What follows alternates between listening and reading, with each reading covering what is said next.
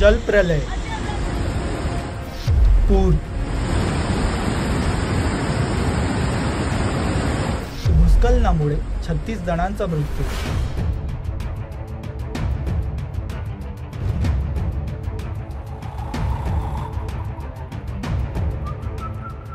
ईशान्येकडील राज्यांच्या अनेक भागात पूरसदृश्य परिस्थिती निर्माण झाली आहे. या 2 दिवसात पुरांमुळे लाखो लोक अडचणीत आहेत.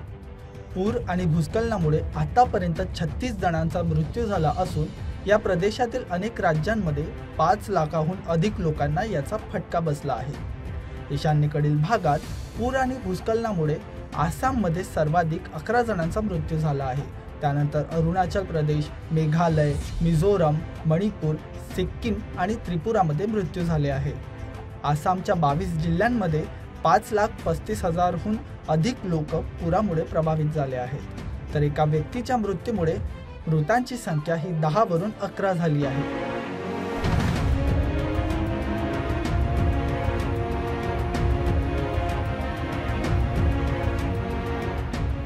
समोर आलेल्या माहितीनुसार 15 नद्यांना एक सोबत पूर आल्यामुळे ही पूर परिस्थिती निर्माण झाली आहे. सिक्कीममधील छातेन येथील लष्करी छावणीत झालेल्या भूस्खलनामुळे 3 जवानांचा मृत्यू झाला आहे आणि 6 जवान बेपत्ता आहेत.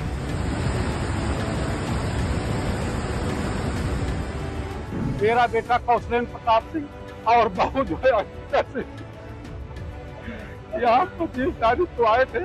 29 तारीख को रात में जो है अभी जो है 5 मई को, इसी 5 मई 2025 को हमारे बेटे की शादी हुई थी. जो है कई लोग हम लोग यहाँ आए हुए हैं.